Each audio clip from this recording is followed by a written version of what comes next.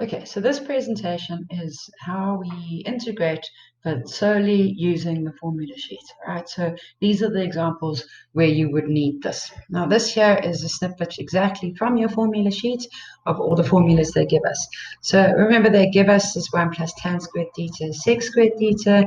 They give us two double angle formulas, and then they give us an expansion of a sine times a cos, a sine times by a sine, and a cos times by a cos. Okay? So let's see how all of this is used.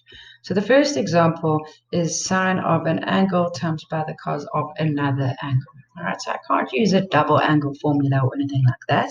So basically, I go to my formula sheet and I look at this part over here. So this here gives me the sine of an angle times the cos of an angle.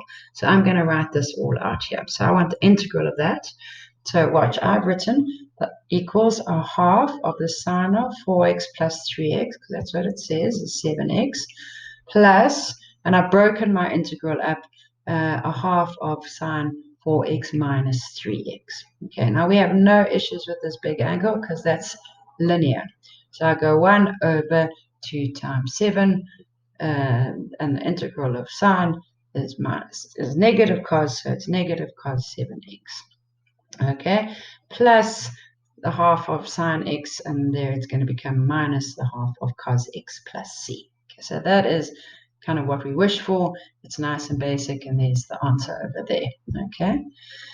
Another example would be if I have sine 4x times sine 2x. So basically, I'd now go to this one, and I'd go, okay, cool, a half of 4x minus 2x is 2x, minus a half of 4x plus 2x is 6x.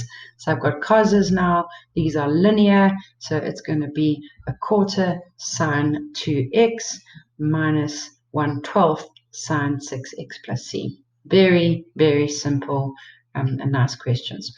But remember this, because this is going to come in handy in the next go.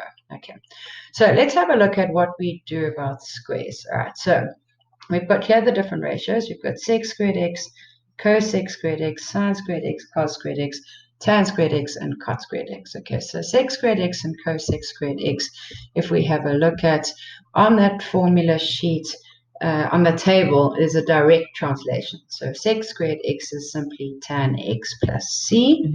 That's nice and easy. And cosec squared x, if we make it even 3x, is going to be that direct translation over there. So that's linear. So it's going to be minus a third cot 3x plus c, which is nice and easy. Okay.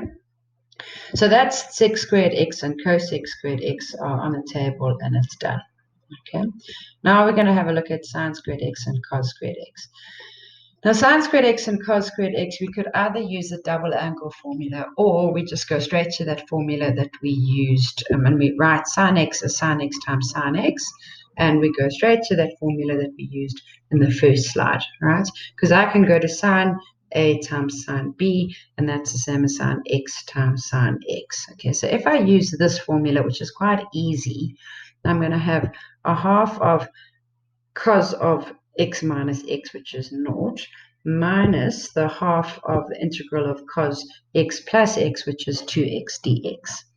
Now, the cos of naught is 1, so that's going to be a half, and the integral of 1 is x. So I know my line's going to be now a half x minus, and the integral of cos is sine, so it's literally linear, so it's going to be minus a quarter sine 2x plus c.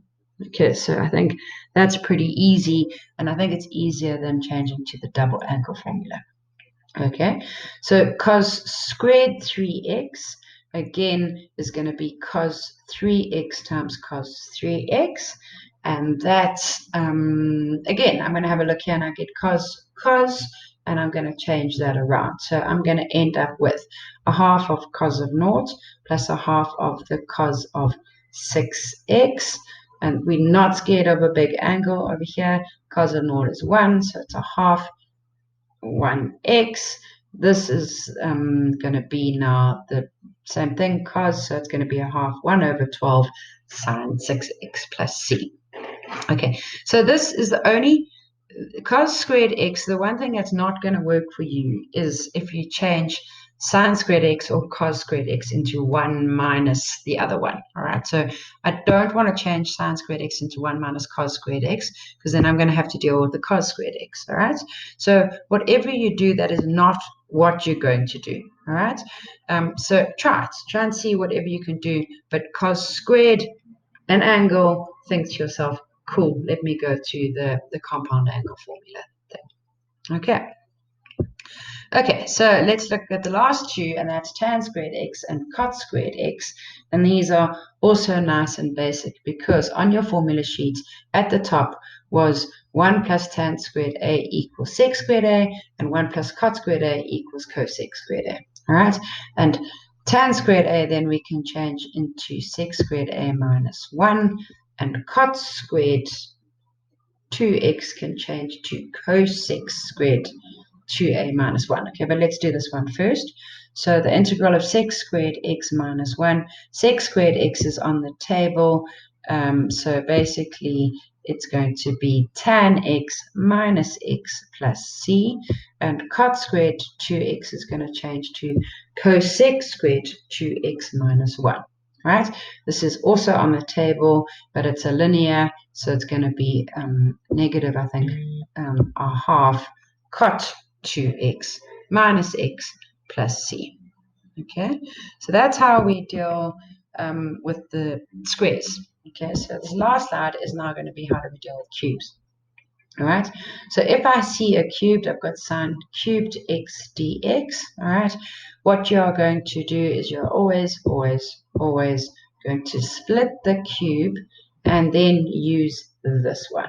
All right, so this is the only time I'm going to use sine squared theta plus cos squared theta is when I have cubes.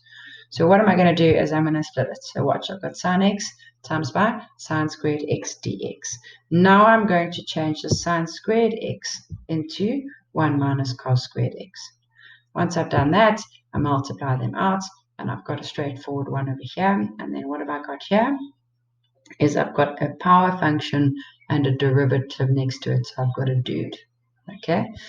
So the integral of sine x is going to be negative cos x, but here I've got cos x, and I want the derivative of cos x is minus sine x. So I need to put a minus in, so I must compensate, and so on. We've spoken about this. So the integral of that's going to be sine x is going to be cos x plus, and I ignore the dude and integrate the brackets. Okay, this one is, can you see it's a power function, but what is not next to it is the dude.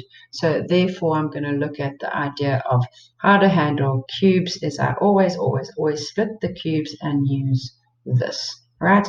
So I'm splitting the cube, and I end up with sine squared x times sine x, and I've got a cos squared x there. Now I'm going to change the sine squared x into 1 minus cos squared x, all right? And then I'm going to multiply them out, and I'm going to use the distributive law for that one, distributive law for that one. So I'm going to end up with sine x cos squared x dx minus sine x cos to the 4x dx. What have I created is a dude scenario here and a dude scenario here. Bit of compensation needed, and I'll get my solution. Okay.